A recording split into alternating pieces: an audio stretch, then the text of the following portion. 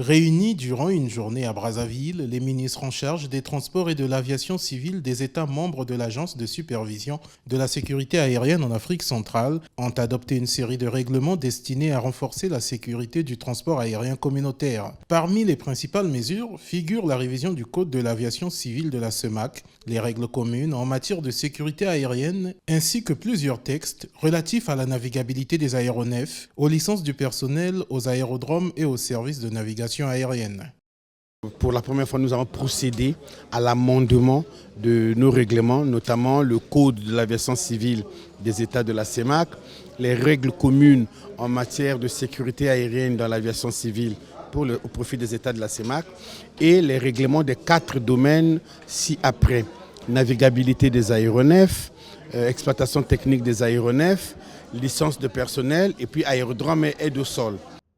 Au-delà de cette harmonisation réglementaire, les ministres ont validé le plan stratégique 2026-2028 de l'ASA-AC, appelé à orienter les actions de l'agence durant les 3 prochaines années. Les États membres ont également été invités à poursuivre leurs efforts pour améliorer la supervision de la sécurité aérienne, tandis que le directeur général de l'agence a reçu mandat de réfléchir aux solutions permettant de développer la connectivité aérienne dans la sous-région.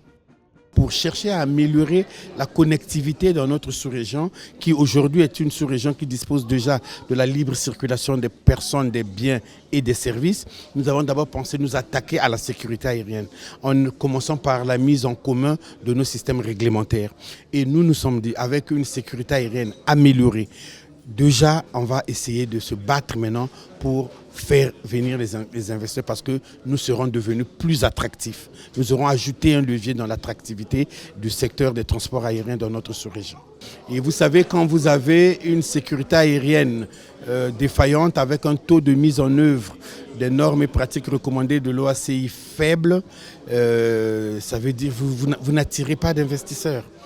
Le renforcement de la sécurité aérienne constitue désormais un levier pour améliorer la desserte entre les pays de la CEMAC et attirer davantage d'investissements dans le secteur du transport aérien. Les nouveaux règlements adoptés à Brazzaville entreront en vigueur après leur publication officielle, avec pour ambition de rapprocher les standards de l'Afrique centrale des exigences internationales en matière de sécurité aérienne.